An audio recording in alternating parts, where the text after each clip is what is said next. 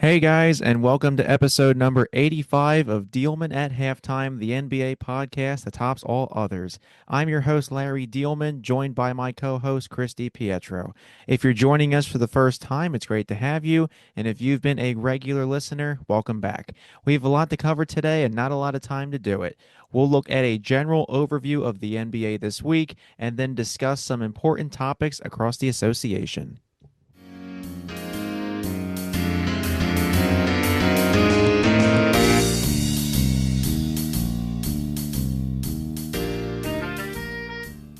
Let's get to our content for the week. We have breaking news out of Golden State. Jonathan Kuminga has requested a trade out of the Warriors on the first day of being trade eligible. The Warriors re-signed Kuminga to a 2-year, $46.8 million contract over the summer, and there was a team option on that second season, but he said that he felt forced to sign it. There's been a lot of conversations with the Warriors and Jonathan Kuminga since being the seventh overall pick in the 2021 draft.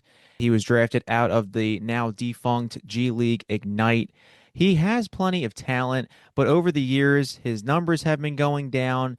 And at this point, Steve Kerr is making him a DNP every night, which is just coach's decision, did not play. The Kings and Mavericks have shown interest in acquiring Kuminga, but there hasn't really been any movement as of this moment. And there's no like imminent trade rumors from Shams Charania or anybody like that. Chris, this has just been an ongoing saga for a while now with the Warriors. I feel like the Warriors, in a way, are kind of allergic to developing young talent. They're still sticking with this Unk lineup. They even went out and got Al Horford to add to said Unk lineup. I feel like this saga needs to end now, and just it's best for both parties just to move forward. So yeah, you're right. I think this saga in Golden State, this era of Warriors basketball, surrounded by Stephen Curry, and they've tried numerous other kind of co-stars around him. I don't think it's going anywhere. I think it's about time to blow it up. But this sub-saga with the Jonathan Kuminga experiment, it feels like he's been wanting out of Golden State for 2 years now. He's felt uncomfortable with his role. He feels like he's not being used properly. But I don't think Jonathan Kuminga quite has the leverage to say all that. I think it should be very telling what teams are trying to trade for Jonathan Kuminga right now. As you mentioned, the Kings and the Mavericks, who are just historically known for having a great eye for talent. No, they're not. And probably two of the most poorly run franchises over the last decade plus. Listen, Jonathan Kuminga, he's athletic, he's big, but that's about all he is. And with how much talent there is in the NBA right now, that is not all you can be. Steve Kerr has had trouble getting him in a rhythm where he can be a productive player for more than 5 games at a time. And I don't think that's Steve Kerr's fault. I don't think Steve Kerr is a flawless coach, but Jonathan Kuminga is a really rough shooter. If you've ever watched him play, he just kind of has a bad feel for what's going on. He looks a bit lost out there, and he kind of has his entire career. Even in probably the best year of his career, which was the 2023-24 season, that wasn't a very productive 16 points per game. And he's really, like I said, just an athlete, it seems like. And I really don't believe he has the type of leverage to request a massive trade out. I don't think the Warriors are going to get any kind of draft capital for him without giving up some of their own. I don't think they're going to get any sort of valuable assets for Jonathan Kuminga. You cannot be just an athlete in today's NBA. There are too many players who are athletic and have a better feel for the game and can shoot a lot better and have better playmaking chops and have better energy than Jonathan Kuminga. I think he's a lot hotter than he is. And yeah, I just think this is kind of a funny trade request. I think this is in the broad spectrum of NBA trade requests we've seen. I think this is definitely on the sillier end of the spectrum. And we will speak further on silly trade requests in one moment. But yeah, I think this is as about as breaking news gets in January for the NBA. But I think this is a an insult to the breaking trade requests we've seen in our lifetime. Yeah, just an odd saga, to be honest. And like you said, Steve Kerr is by no means a flawless head coach, and we can argue all day whether Steph Curry has carried him to these four championships, and oh, can he win without Steph Curry? It's just interesting how Jonathan Kuminga wants out. But from a player's perspective, you have to think about it from his point of view too. If you're not getting any playing time and you're a former lottery pick, and it's basically because the coach doesn't want to play you, you kind of have to look at it from that perspective too. I mean, if I'm Jonathan Kuminga, if any team, Kings, Mavericks, I don't care who it is, if a team is interested in me, send me there and I'll try to prove myself again. I know the Kings and the Mavericks aren't exactly good at the moment. Mavericks dealing with injuries and Cooper Flag and, rookie seasons aren't always perfect, and the Kings are the dumpster fire of the league at the moment. But yeah, this story has just been ongoing for a long time, and hopefully it comes to a resolution very soon. And maybe we can see Mr. Kuminga back playing some real basketball. This episode is entitled Motor City Resurgence. So, who's raising eyebrows at the moment?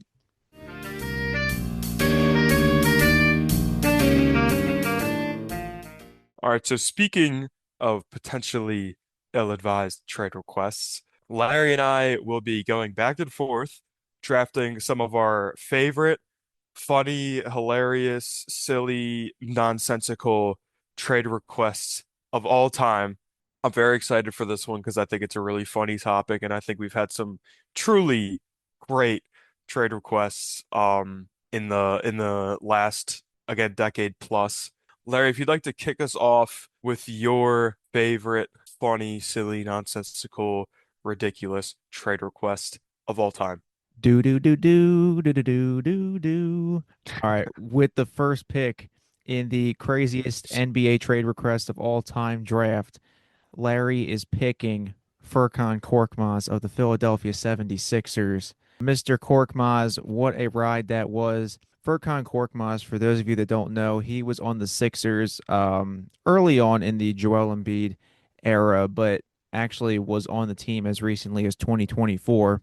Furkan requested a trade multiple times throughout his Sixers tenure just due to a lack of playing time. He had moments, he's a shooter, and that's about it.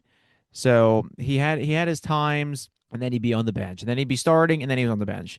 Just not a great player overall. I think he was a fan favorite, but just never really could crack that rotation for a consistent role. He was finally traded to the Pacers in February of 2024, getting his wish to be out of Philadelphia. And then the Pacers waived him the next day. Ever since that trade, Furkan has not played in the NBA since. So he went from having a decent role or at least having a job with the Sixers to getting told by the Pacers, "Nah, bro, you buns, get out." He's bounced around overseas ever since then, and currently he is playing for Tufas, which is a Turkish pro team. Furkan is in fact from Turkey, so he's back on his home turf. So Furkan Korkmaz is the first pick in our draft. I think Furkan Korkmaz is a generational prospect in this draft pool of ridiculous trade requests. I believe his trade request lasted 5 years, like you said, until he was traded to the Pacers and Yeah, it was waived multiple and times. never I think touched him. it was a couple of years pretty much, yeah. Yeah, and I think notably he even tried to force himself to be in the James Harden trade, which I mean, those are levels of desperation that not even good players reach when they want out of a situation. Trying to force yourself into the framework of a trade that is currently being devised. I mean that is next level determination from Furkan Korkmaz, one of the most legendary trade requests of all time. So I applaud you for your pick. I think he is probably the best candidate out of anyone on my draft board. So props to you, Larry. But we are going to move on here to the second overall pick in the ridiculous trade request draft. And I am going to take Eric Bledsoe, requesting himself out of Phoenix and Mm. forcing his way to Milwaukee. This is here not because Eric Bledsoe was a bad player. He was a great player for a little bit in the NBA. Much, much better than Furkan Korkmaz ever was. But I select Eric Bledsoe here because he was truly a pioneer in the art of social media trade requests with his ever so iconic "I don't want to be here" tweet, which was heard around the world. There had been nothing like it in NBA history. It was truly the first major trade request on social media that I can remember. And it wasn't from a superstar player, it was from a player averaging 17 and 5 on 47% shooting for the Suns. Solid player Eric Bledsoe was, but I think his tweet will live on in infamy. We can hang it in the Louvre. I think it's one of the most legendary trade requests of all time. Not because Eric Bledsoe was a bad player and had no leverage in this standpoint, but the method in which he did it was just truly legendary and one to remember for the rest of our lives. It marked the beginning of player dissatisfaction relayed across social media. Truly a pioneer, Eric Bledsoe was. He went on to Milwaukee to kind of start the tail end of his career as a productive NBA basketball player. Wasn't great for much longer, but Eric Bledsoe, a true pioneer. I think definitely worthy of this second overall pick here. Larry, do you have any thoughts on the legendary Eric Bledsoe? Yeah, I remember that. Now that you brought that up, I do remember. I don't know it at the time, but I do remember the "I don't want to be here." That's just showing your true feelings for a particular situation or a particular team. In a Where, new, expansive way, as social yeah, media was taking over the world, it was just a beautiful move by Eric Bledsoe. this isn't like Eric Bledsoe went to the Phoenix front office and said, "Hey man, I'm putting in my 2 weeks. It was nice knowing you." Now he went on social media and said, "Forget y'all. I'm just putting on my 2 weeks now. Just trade me out of Phoenix." So definitely one of the more hilarious trade requests of all time. I don't think you can top that really. I mean, social media is kind of like the thing now and gets the message out to plenty of people, no matter the platform. So definitely a great pick. So with the third overall pick, we're going to snake it back to me here. Of course, because Larry got the legendary Furkan Korkmaz, I think I deserve two picks in a row here. So I'm going to take a 34-year-old from Houston just a couple of years ago. 34-year-old Eric Gordon in a 12 point per game season, shooting a near career low 34% from three, had just had enough with the direction of the franchise and the direction of the rebuild in Houston. And the superstar Eric Gordon, again, just having one of the greatest seasons of his career, took it upon himself to do what was best for him and his legacy. And he forced his way out of Houston to one of the teams with honestly one of the strongest sense of direction I think we've seen in the last couple of years, with a just absolutely flourishing rebuild. A team with a direction that really suited what Eric Gordon was striving for, having dealt with just the terrible rebuild in Houston. The Los Angeles Clippers, obviously just flourishing right now, just superstar young core, just a very strong sense of direction for the team. This is what Eric Gordon wanted, and that's what he got in his move from the Houston Rockets, who are really just an abysmal franchise right now, to the LA Clippers, the flourishing LA Clippers, where he would eventually leave a few months later and would never earn a significant role on an NBA team ever again. So this is the story of Eric Gordon's legendary trade request. Obviously young, flourishing superstar at the age of 34, averaging 12 a game. And as a 34-year-old averaging 12 points per game, and you're in a situation that is really just on the downfall. I don't think the Rockets would be good for another 10 years. You have to take it upon yourself to have a change of scenery. And I think he chose the absolutely perfect place in the Los Angeles Clippers. Young, explosive, fun, one of the best teams in the West right now. And obviously he just had a legendary career with the Clippers, having playing there for 2 to 3 months and averaging an even lower 11 points per game than he was in Houston. I really just salute Eric Gordon for all he did for the Clippers franchise after really just taking the leap, doing what not many would seek out to do, and doing what was best for his career at the time. So Eric Gordon, third overall pick of the ridiculous trade request draft. I'm really liking my team here with the Erics, Eric Bledsoe and Eric Gordon. All right, yeah, Eric Gordon kind of just rotting away on the Sixers bench at this point. His career is essentially sealed. Yeah, I like the Eric vibe you're going with here.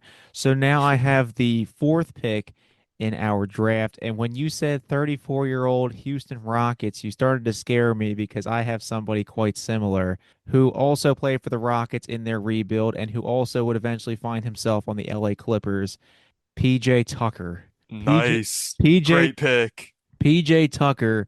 Oh boy. So PJ Tucker's bounced around the league in his career. He's never been a star.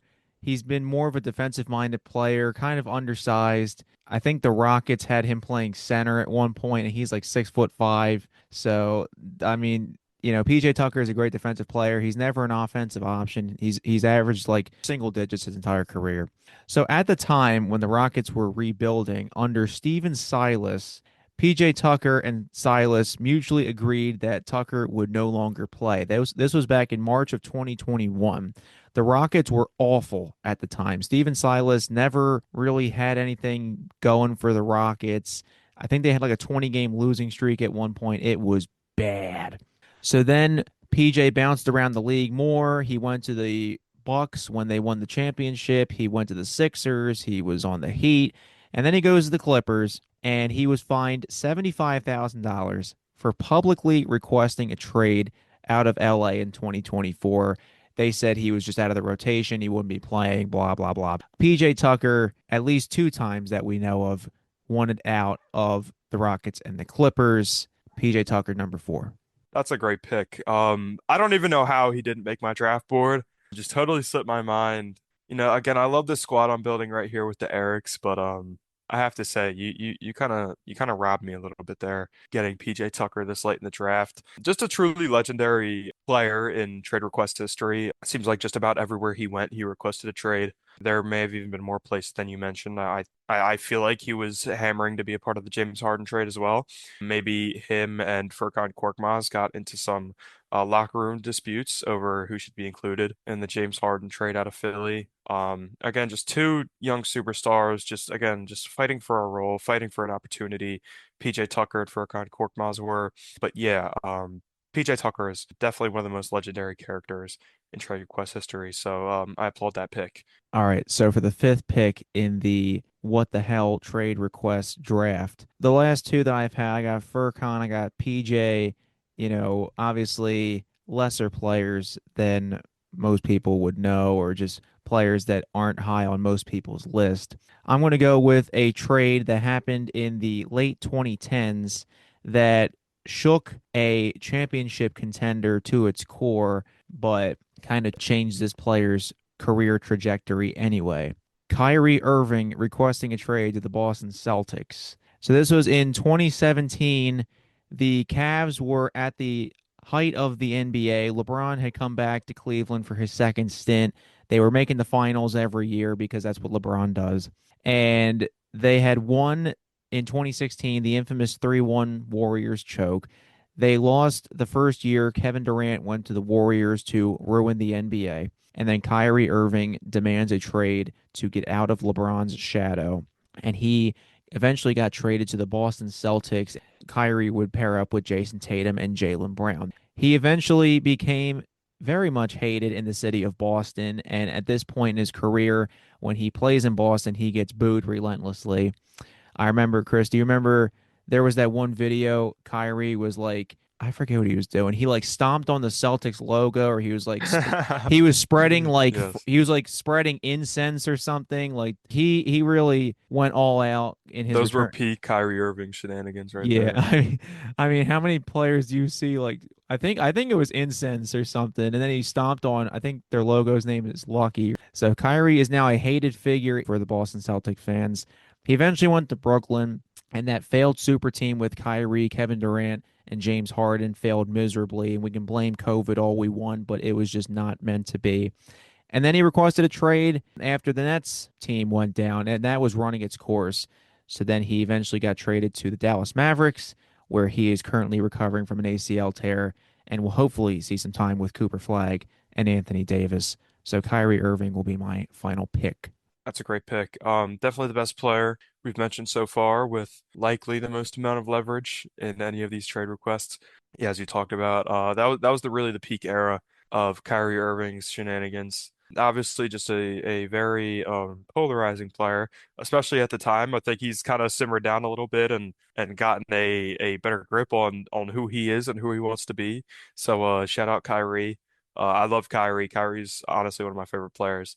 But yeah, that era and that saga with the Celtics and all of his shenanigans over that point in time were truly just a marvel and just a remarkable moment in trade request history right there. So you've assembled quite the team so far, but I'm gonna round out my team with definitely one of the most legendary trade requests all time by one of the greatest players in NBA history. I'm honestly just shocked you didn't take this and you left it for me at pick 6. I think this really saves my draft. I'm gonna go with Jay Crowder here. Jay Crowder coming off of a just a remarkable 9 point per game in 28-minute per game season.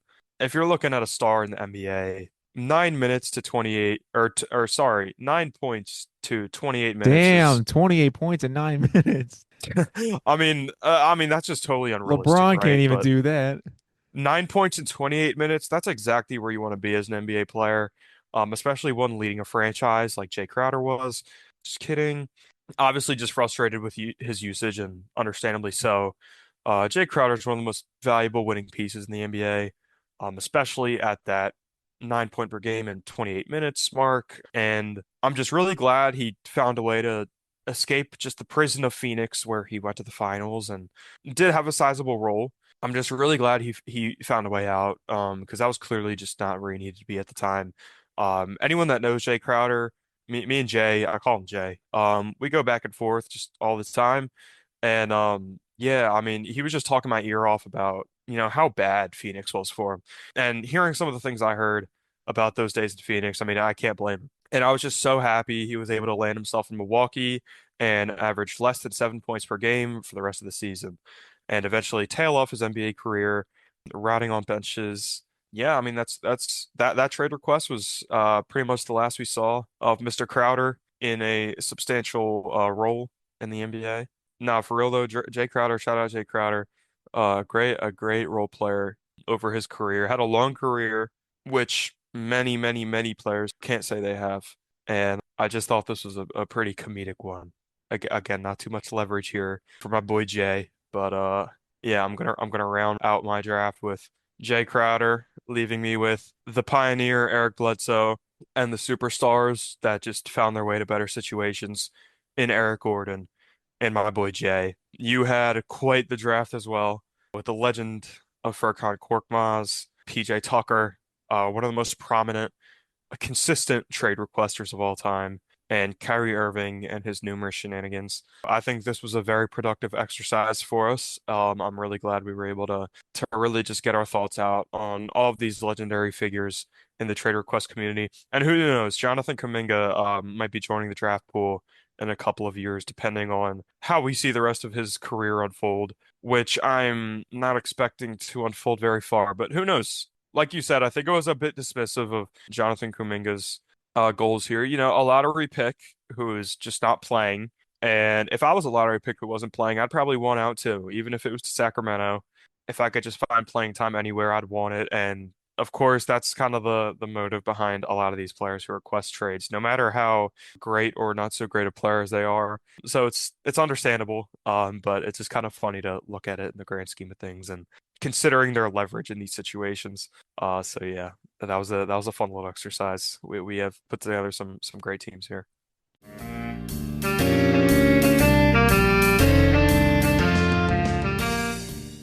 All season long, the Detroit Pistons have been surging to the top of the Eastern Conference.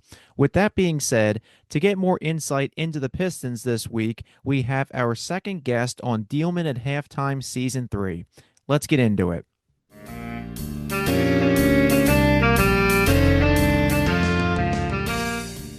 So, for our second guest of season three on the Diehlman at Halftime podcast, we welcome back Eric Vincent. Eric is a Detroit Pistons beat reporter for Clutch Points. Previously, he was a contributor for Detroit Sports Nation. Eric is a 2010 graduate of Specs at LTU, which is the Specs Howard School of Media Arts located at Lawrence Technological University. He has a degree in arts, entertainment, and media management. Eric, how are we doing today? Feeling good, man. I appreciate y'all for having me back on. Yes, I was okay last time, so I get round two. I'm happy about that. All right, so Yes, Eric, sir. we wanted to get your thoughts on the Detroit Pistons and their very hot start to the 25-26 season. So first up, what has head coach JB Bickerstaff brought to this team that's led to this impressive turnaround? I mean, over the last three seasons, the Pistons went from the worst team in the league to the biggest surprise in the league, and now they're the best team in the Eastern Conference. And they don't really make a lot of big name free agency splashes either. Yeah, he's brought a lot of stability to this franchise. Over the past several seasons, you've seen Dwayne Casey, kind of try to build up some consistency and try to help grow this young core. Obviously, after that, Monty Williams came, and that was just a disaster in itself. So the Pistons front office has had a lot of belief in this young core, and JB Bickerstaff has done a phenomenal job of maximizing a lot of their potential at this moment, turning Cade Cunningham into an All NBA player, All Star talent. Jalen Duren, who's really at the brink of it, could be an All Star this season, has been a great two-way player. Beef Stew turning into one of the best all-around defenders in all of basketball right now. Like they have a lot of good things that they're doing with this young talent, and then even with the veterans that they're bringing in as well. Something that JB always said he wanted to do was make sure everybody was giving effort on both ends of the floor as a two-way player. Like you have to play defense within this franchise, and even for the guys that they brought in, like guys like Duncan Robinson, who's never really been known as a defender, or Tobias Harris, or even Malik Beasley last season. Like these aren't guys that are household names as defenders, but he's done a really good job of turning them into plus defenders in certain ways, whether it's on team defense, lockdown, one-on-one. He's done a really good job of instilling that culture identity within the team. When he got hired, he said he wanted to study the path of the successful franchises in Pistons history. So the Bad Boys, the '04 Pistons, those are defensive-minded teams, and he's recreating that now with this franchise, and it's really doing wonders for him, which is why he's, to me, I think the lead candidate in a runaway conversation right now of Coach of the Year.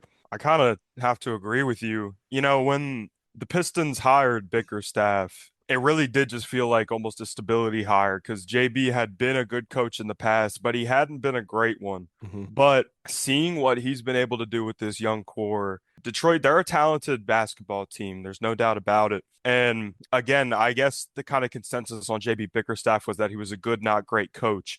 But the way he's been able to, as I put it, evolve the Pistons into a one seed caliber team is just uber impressive. It's something I didn't know JB Bickerstaff had in him. And yeah, it's just been so wild to see his growth and the franchise's growth. And I think you have to credit him for that, just establishing their identity as a team. I think that's been a big reason why the Pistons are as good as they are right now. They've established such a strong identity with Beef Stew, with Duren. They're a physical basketball team. Asar Thompson, Ron Holland, even he's a physical point of attack defender. Yep. And they're just going to come at you and they're going to play hard. And you have to credit Bickerstaff for that. So I just think it's been crazy to see kind of the evolution of this basketball team over the last 3 years. How would you put into words exactly when you watch the Pistons night in, night out? What is their identity?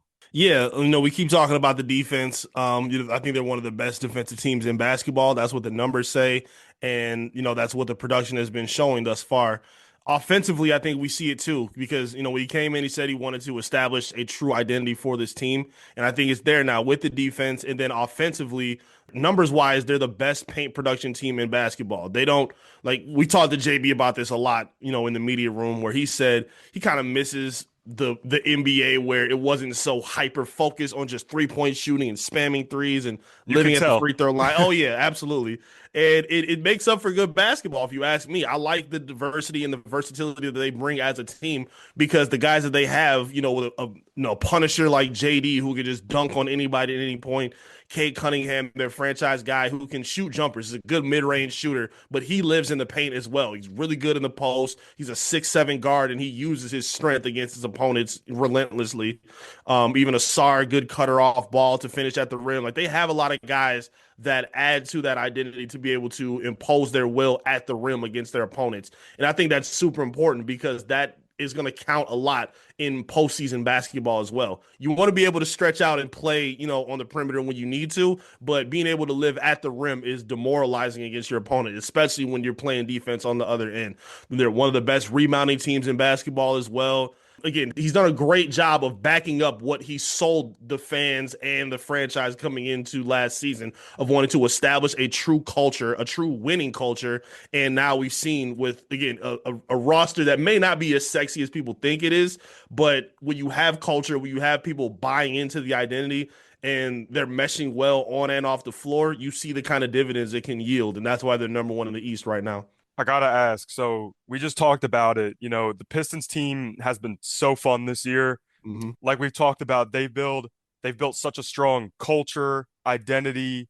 They have talent, they have great coaching. Now, do you think this rendition of the Pistons as they stand today is good enough to reach their aspirations, make a conference championship, win a championship, or do you think they should ride off this hype? They should go make a splash move for somebody like a Michael Porter Jr., who I've seen rumored to a place like Detroit. Mm-hmm. Do you think this version of the Pistons is good enough to reach their goals, or do you think they should go make that splash move? Oh man, I feel like I change my mind on this like every 2 days. It feels like Pistons fans are real split on it. Yeah, So man. I had to ask Yeah. you. Yeah, it's a very divided conversation. And honestly, I don't know if there's a right or wrong answer yet.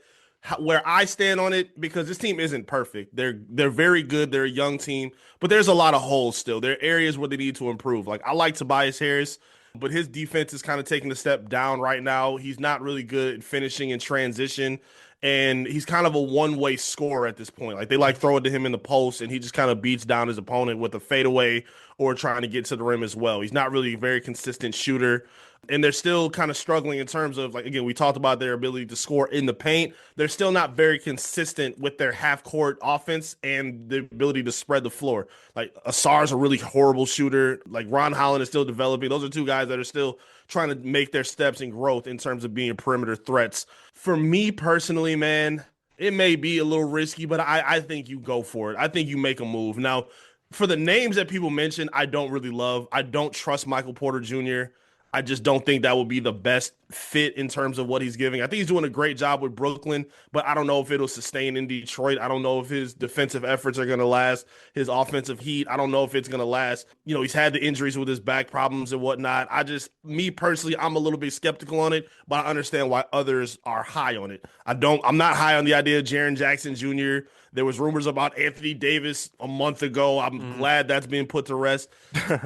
Like, when you want to make a move like this, like, yes, it's important to kind of keep your continuity when you have it. But if there's a perfect piece that makes sense, I think it makes sense to kind of go for it, especially if they're addressing needs that can help you in the immediate and in the future. And to me, I think that's Trey Murphy. I think he is a phenomenal basketball player in New Orleans, and they're not doing nothing with him, unfortunately. I think he's just kind of wasting a lot of the talent that he has. I think he can be a star in the Eastern Conference. And I think he would fit perfectly on defense and offense with this team. He's a really good shooter, can create his own shot. He can give better effort defensively, I believe, than a Tobias Harris. And a phenomenal finisher, too. He's super athletic. I watch a lot of transition buckets that they have and a lot of opportunity they have with Tobias Harris. And he gets stripped a lot at the rim. He doesn't really finish strong, when he's going in transition. I've seen Trey Murphy just dunk on two dudes at one time going to the hoop. And I just think that will be perfect with a big three of Cade, JD, and Trey Murphy. I think he will be a perfect fit for what they need, but we'll see how the Pistons feel about it moving forward. Yeah, I mean, that could honestly be a good move. And with the Pelicans, at this point, they might as well start like a fire sale. So you could probably get away with not trading your best players either. I mean, obviously, the Pistons have plenty of untouchable players like Cade and Duran and Beef Stew and all them. But some of the younger guys, maybe you can get away with that. And we've seen trades these days where you don't really have to throw in picks either. So you can kind of just knock on New Orleans' door and say, hey, give us Trey Murphy. We'll give you this. All right, cool. and get your ass over to Detroit. So, honestly, yeah, I mean, he's a good player that could fit in that Pistons rotation. MPJ, I mean, he's a good scorer. Like you say, there's some defensive concerns, but honestly, you kind of have to maybe shoot for the stars. But if you do stay put, there's nothing wrong with that either, letting them grow naturally, and they're still the number one seed anyway. Yeah, that's the momentum that they've built up for themselves right now. So I'm not super mad at it. The only thing that would make me concerned is like to maybe flip it sports wise. We saw for the Detroit Lions in the NFC North, we saw Micah Parsons get traded to the Packers, and it changed everything in that division. I worry about the possibility of the Pistons just kind of staying pat. And again, it's okay to let your young core develop, but we are seeing some things take a little bit of time, which is a little concerning. Like if they had a healthy Jaden Ivey, didn't break his leg like he did against the Magic last season, and he was still playing well and ramping up, I'd be okay with him sitting still. But he's still taking a little bit of time to recover and get his flow back. Again, Asar Thompson's lack of shooting and perimeter threat is kind of concerning to me. Like to me, when they put in resources like adding a Fred Vinson to help him and Ron Holland, grow that range to be a little bit more versatile with their scoring, they're taking a little bit of time of getting there, and that kind of concerns me. So when teams maybe like, let's say if a Boston wants to flip a switch and make a trade, we've seen Atlanta, obviously get rid of Trae Young, and they're trying to make some moves to rise in the East. And there's other teams that could probably do the same thing, with rumors about Miami maybe wanting John Morant. If they stand still and watch all these teams just keep getting better while you're just kind of standing pat and relying on that internal development, that's going to be a little bit concerning to me. Again, especially when there's a piece out there that makes perfect sense. Like there have been other names that have been linked to the Pistons that maybe weren't the greatest fits that make the most sense. A guy like Trey Murphy, and again, New Orleans has to be willing to get rid of him for it to happen. But knowing that he, to me, is a perfect fit in the immediate, and I think he would be better than MPJ in the next 5 years. Like, I think that's a player that you sell out and go get and make sure he doesn't go nowhere else. Because if he goes to Toronto or if he somehow makes his way, I can't see Boston because they might get Tatum back. But another one of these rising teams in the Eastern Conference, now you have to play against that for the next 5 years and deal with it. And you're still just banking on guys like Duncan Robinson and Karis LeVert, who are really not a part of your long-term plans. So you need to have a bit of a long-term plan outside of just your internal players that you've drafted. Because as of right now, your draft picks are not going to mean that much knowing where you are with your young core. So again, for me, as you can see, I'm very high on the option of adding a guy like Trey because I just think it makes the most sense in terms of not wanting to stand still. And I think he will be an easy transition. I don't think it would take a whole lot for him to fill in and adjust to playing with a team like the Detroit Pistons. Real quick, I think you should be in love with the prospect of adding a player like Trey Murphy. I'm in love with him as an asset. I think he's so versatile and malleable to a team that can contend because he can really do it all. He can shoot, he can create, he's a physical defender, he's big. I think he might be the ideal trade target for a contending team that might need to add a little more here. Mm-hmm. But real quick, I'm a rapid fire off some Detroit Pistons assets at you. I want you to tell me whether or not you'd be willing to include them in a Trey Murphy trade. So Let's do it. let's start. Asar Thompson. Yeah. You would. Yeah. Listen, Wow. man. I like Asar, man. That's crazy. The fan base is very high on him. We've seen too many guys like Asar kind of come into the Pistons franchise where he's hyper athletic and it's always, he's really good on defense. But if he just changes a couple things, how good he could be. And I'm sitting here just thinking, I'm like, all right, let's say, again, Asar, what we know about Asar, he's a really good defender, especially on the perimeter. Offensively, I don't think he gives you anything that's irreplaceable. He's the third worst free throw shooter in basketball, has some of the worst gravity in the entire NBA, is not really like, to me, again, when you have shooting as your problem, I don't mind Ron Holland. There's been games where he shot like 1 of 6 from 3 or 1 of 8 from 3. I don't mind that because that shows that you're trying to get better. Asar does not even try to shoot the basketball. So for me, if I'm thinking, okay, if he gets better and improves his offensive game, do I think that's going to make him better than Trey Murphy in 3 or 5 years? I personally don't think so because I think Trey can keep getting a little bit better with a better core and system around him. So I do like Asar. I think he does fit with the Pistons' plans. But if you can crash and go for a guy as good as Trey Murphy, who's as young as Trey, I'm not thinking twice, man. I'm sorry. There's just too much. There's too many I don't hate liabilities it. in his game. I think it makes the most sense, to be honest. I know a lot of Pistons fans go kill me for that. I don't care, man. He just, again, there's nothing that's irreplaceable offensively in his game, and I just think it makes most sense, to be honest. Well, I don't hate it, dude. it was like the Sixers, as Chris and I both know very well, with Ben Simmons and Matisse Thybulle. Oh, if they only shot better, like with Thybulle, if he only Man, would dribble. Oh, if he only put a jump shot in. It was every year. It was all the summer workout videos in the gym, and he'd be man, splashing threes, and then a game comes around, and it was just invisible. So, I that's mean, what I'm saying, man. now you see Ben Simmons is pro fishing, and Matisse Thybulle is rotting away on the Trailblazers. So you see what that kind of does to certain players. Asar is good, but will he develop? That's the key. It's so interesting because you can't really it's really hard to project offensive growth in Mm-hmm. some players. And with Asar, like again, like one of the most athletic players in the NBA, physical as hell on defense, but he's shown so little as an offensive talent to where again like he's showing all these other promising things in other aspects of his game, but it still makes you question him as a long-term asset because of how little you've seen on offense from him. So Yes. I think a lot of people would be mad at you for wanting to include Asar in a potential Trey Murphy trade, but Trey Murphy has shown flashes of being an Yes. all-star, all NBA caliber offensive player, a Yes. player who can be a potential number three, number two option on a championship contender. Trey Murphy is, I mean, he should be the darling of the NBA trade deadline. Yeah. And I don't really think it's crazy to want to include Asar Thompson in a trade like that. And honestly, I was surprised you said that, and I don't even know if we got the time for me to ask you about all these other guys. Because if you're willing to give up Asar Thompson, I think you'd be willing to give up just about anyone besides maybe Cade and Jalen Duren here. Would you just real quick? Would you be willing to give up Isaiah Stewart? Ooh. Um. Wow, more Stu, hesitancy than yeah. Asar. That should speak Yeah. volumes, Pistons fans. Just because Stu again, for me, I love versatile players. In a system like with JB Bickerstaff, he wants to see growth and improvement on both sides of the floor. People in the Pistons community give Asar so much grace for what he doesn't do offensively. They think, hey, because he's so good with his perimeter defense, he don't need to do nothing else.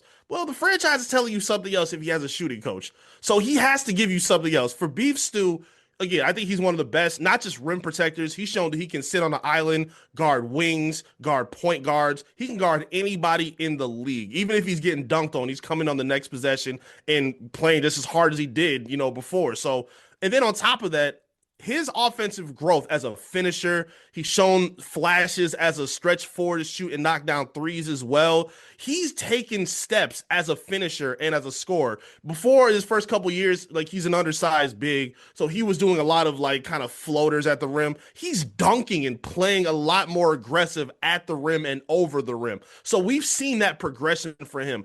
I would not include Beef Stew in any kind of conversations right now, just because Wow. he is the backbone of this defense. And again, for guys like Asar, he's very good as a defender, but he's not backpacking this defense on his own. There's guys like Stu, who I think is their best defender on the team. You have Ron Holland, who's really good as a defender. JD is really good. Cade is really good. Javante Green, like they've gotten really good defensive production out of a lot of these guys. But offensively, you've seen the growth from people like Stu and how valuable they can be to this franchise. He's one of the first building blocks of this young core. So for me personally, again, it would I wouldn't love including him in that deal. I would think about it, but I would probably say no if we had to get rid of Stu. I would try to hold on to him if I could. That's so fascinating. And I really, again, I don't hate it. I really see the case for it here.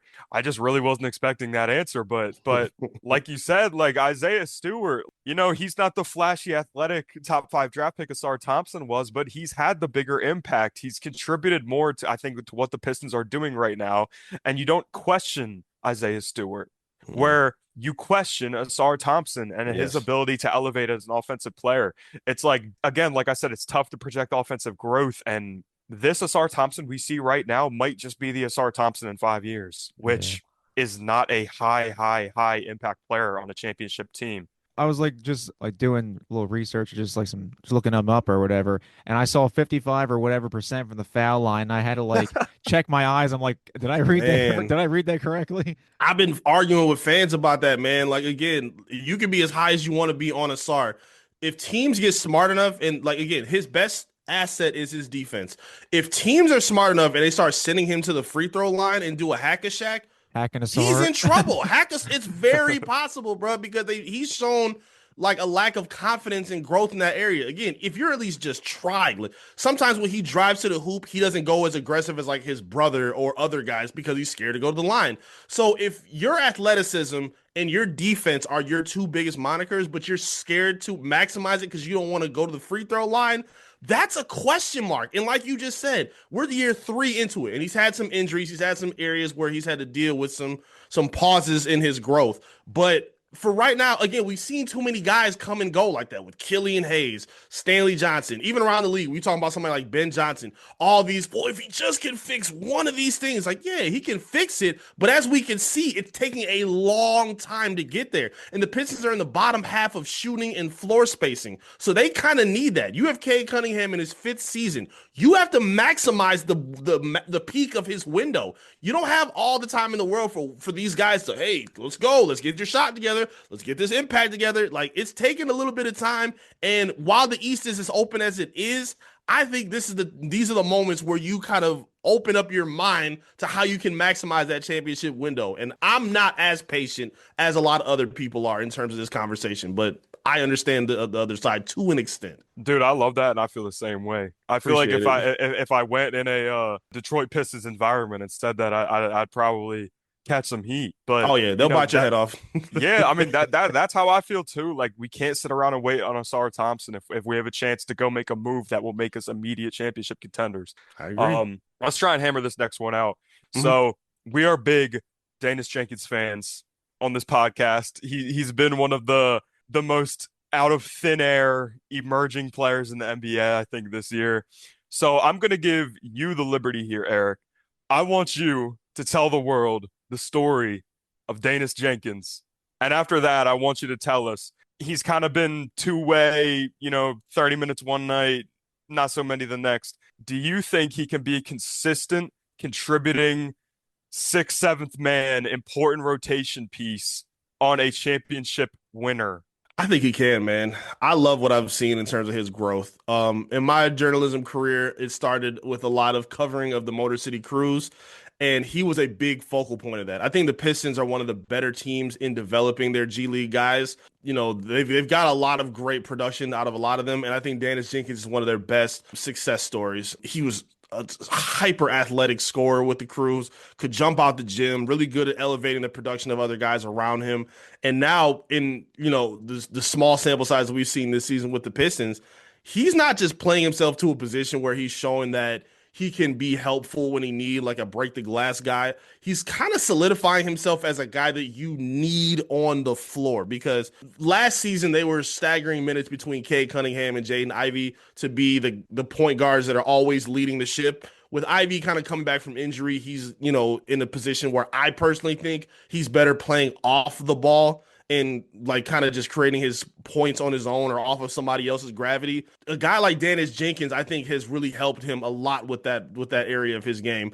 And we see it with others as well. The clutch shot he hit against the Wizards in the quarter where the play wasn't even designed for him. He's had games where he's barking at Tyrese Maxey and going at a lot of these stars. He's just a fearless guy, man, and he buys into everything, even if he's not playing. Like, I think last game he played 7-8 minutes or something like that, but he's on the sideline coaching and talking and ramping up his guys and really in the game and really buying in to try to help this team. But when he's on the floor as well, I just think he gives them a lot of that stability that they need when a lot of their half-court offense goes really stagnant. That, to me, is one of their biggest weaknesses right now. And I think when he's on the floor, he's quick and shifty enough that he can break down. Like, we see a lot of their opponents throw zones at them, and he's quick enough to kind of get into the paint, find other guys for an open shot on the perimeter, and they can knock it down. Or he can go get his own floater or get to the free throw line. Dennis Jenkins has been phenomenal, man. I love the story that he's, built up for himself.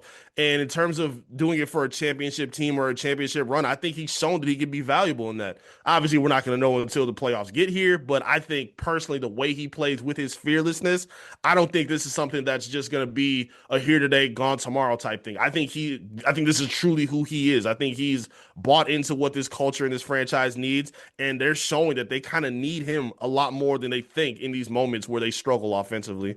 Yeah, we love him on here. He's such a fun player, Oh, hell Hmm. and yeah. it just again like for the average viewer, it felt like he just came out of nowhere. And Hmm.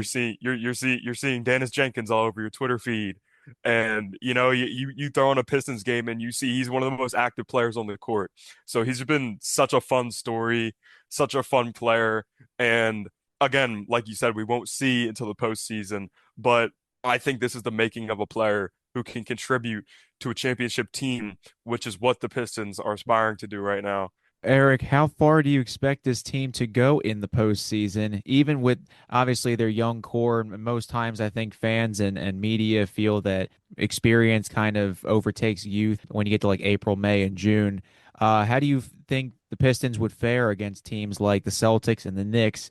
And good Lord, if Jason Tatum comes back for the Celtics, they could be one dynamic. I mean, I think everybody thought the Celtics were borderline going to tank this season, or at least be either in the play-in tournament or just they were going to just be knocked out at the end of the regular season. But they have been steamrolling the Eastern Conference as of late, and if Tatum's been rumored to be coming back soon, so how do you think the Pistons could go just in the postseason, especially against some of these top teams? Yeah, I think with their structure, I think they've shown the ability to compete with anybody.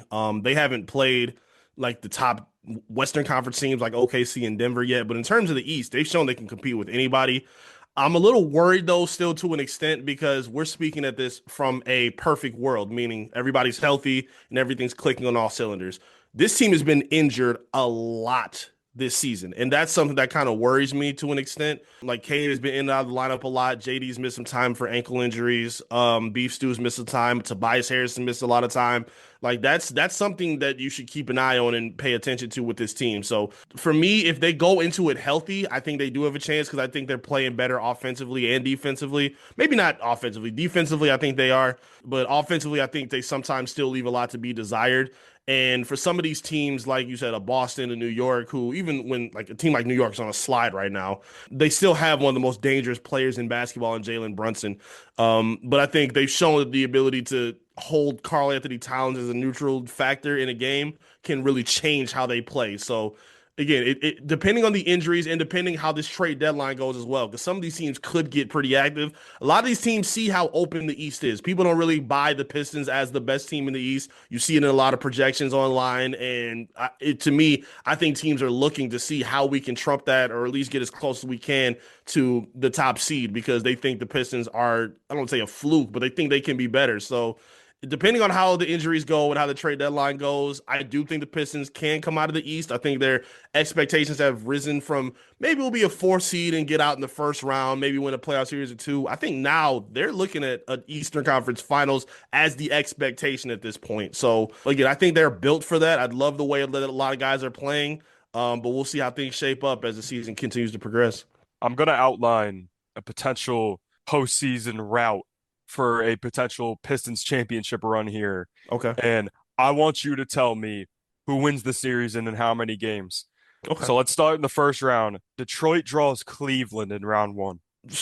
5 or 6 games, Pistons win. I said it at the beginning of the season. Cleveland's a fluke. If they weren't going to do Wow. anything last season, Cleveland is not who people think they are. I think I like Darius Garland, I like Donovan Mitchell, but I don't like the idea of having two undersized guards in a league where everybody is 6'5", 6'6" and up and physical. And they're dealing with a lot of injuries as well with that backcourt. So and then Evan Mobley, people expected him the Kevin Garnett comparisons, baby Giannis, all this nonsense. That has never happened, and I don't think it's gonna happen. He's a good player, but people don't understand how good Kevin Garnett and Tim Duncan were. If you want to put Evan Mobley in a conversation like that, I don't think they have enough in that front court and their offensive production either. So no, I think the Pistons get them in 5 or 6 games.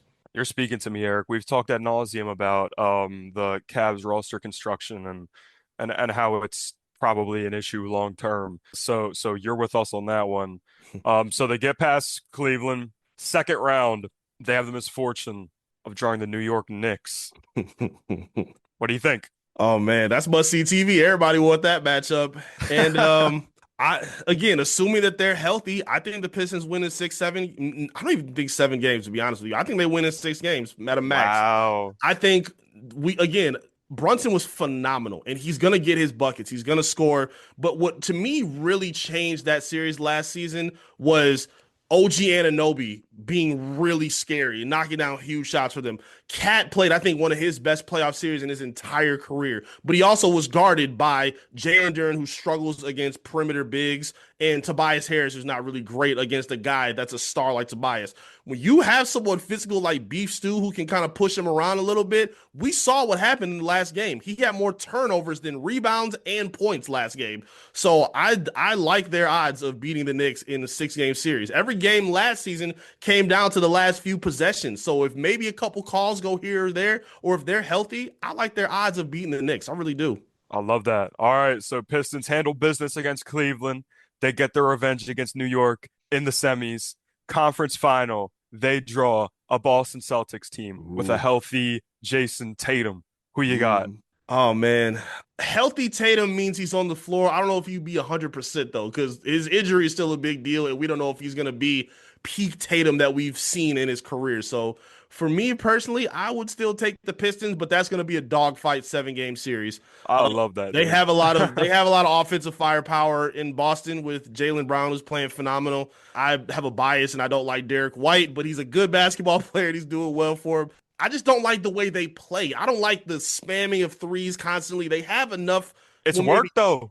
it's worked, yeah, but I think it tightens up in the playoffs. We saw it against the Knicks last season with them, and they don't really have a big where they can kind of be versatile with their scoring. It's if they're hot from three, they're hard to beat, but if they're cold, you can beat them by a sizable margin. So if the Pistons are physical with them, if they can cut off their resources from threes with Sam Hauser and a lot of the other 3-point shooters that they have, I like their chances. It'll be tough. I think that'll be the toughest team they'll play throughout that whole rounded matchup. But yeah, I like their chances to get out. I really do. Yeah, Jalen Duren and Isaiah Stewart versus Neemias Queta is going to be like a dropping a hydrogen bomb on a coughing baby.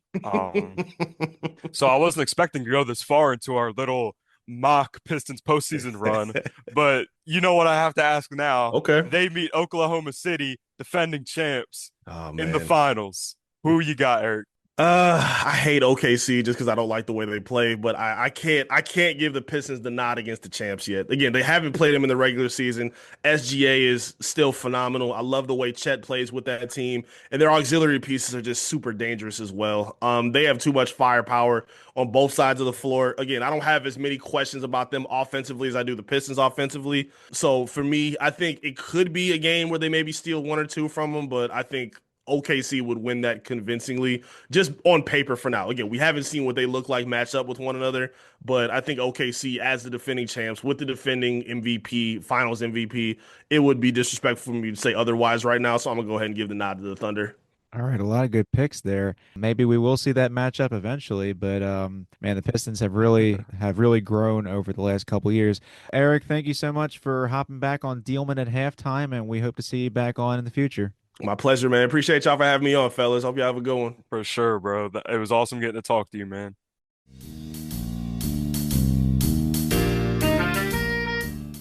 Finally, for this week's game of the week, let's go with the LA Lakers at LA Clippers.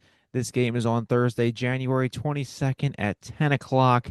Not really a road game per se for the Lakers because, oh, wait, no, I'm sorry. Used to be not a road game for the Lakers, but now that the Clippers moved to Intuit Dome, It's a little bus trip. it is now a little bit of a trip. I forgot about that. RIP Staples Center, RIP.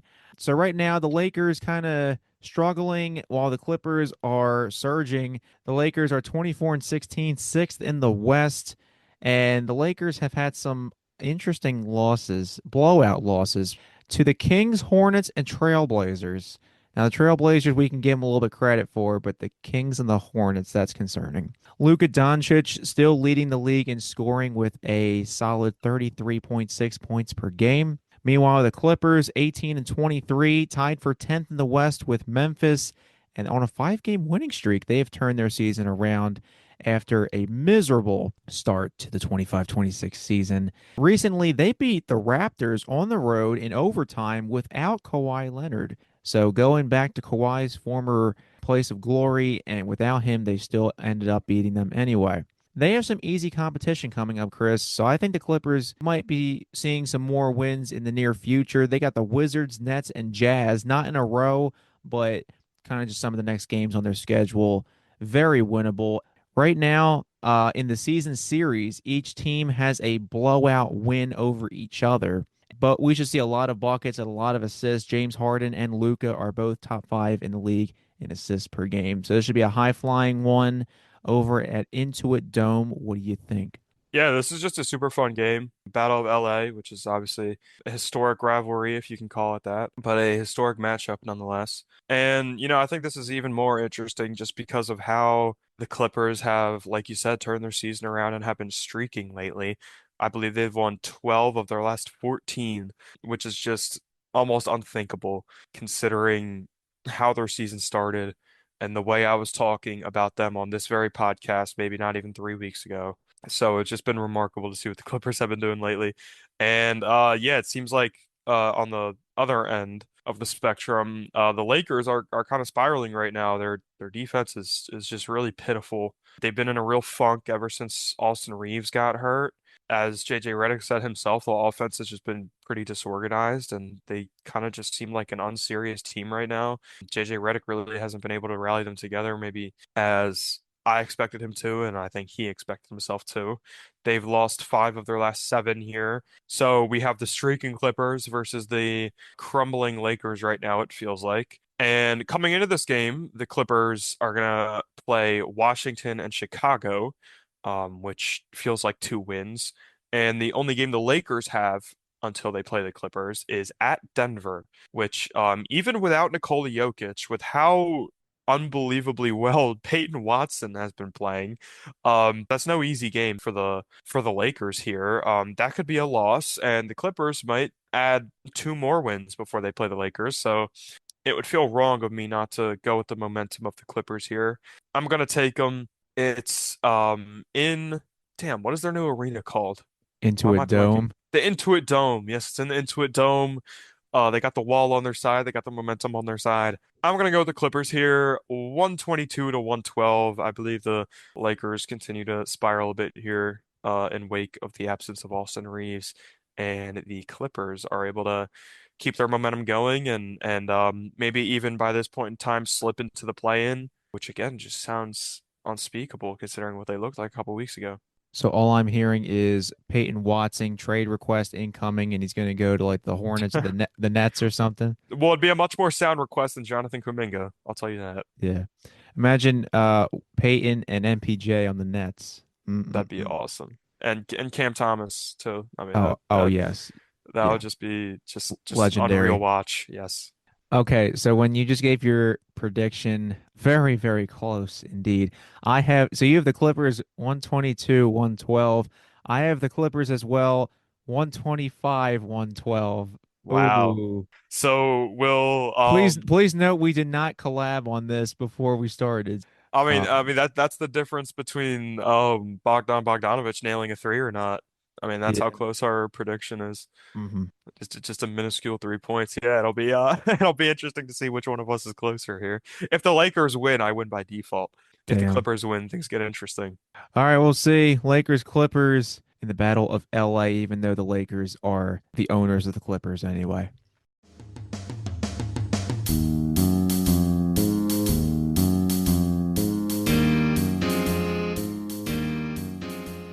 Well, that's all the time we have for today. If you haven't already, make sure to follow the podcast accounts, Chris and me, on social media. The 3 podcast accounts on Instagram, TikTok, and X or Twitter are under @Diehlman@half. My personal X and Instagram are @Larry Diehlman. Chris's personal X and Instagram are @Chris Dippy.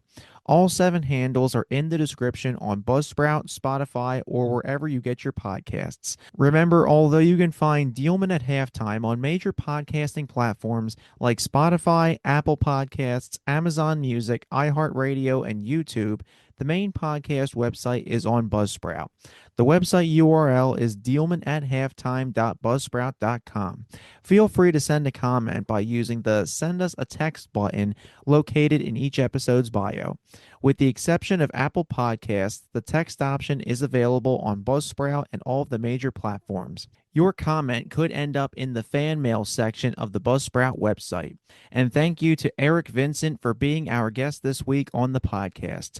You can follow him on X and Instagram at I am Eric Vincent. And don't forget to spread the word about Diehlman at Halftime. See you next time, fellow Hoops fans.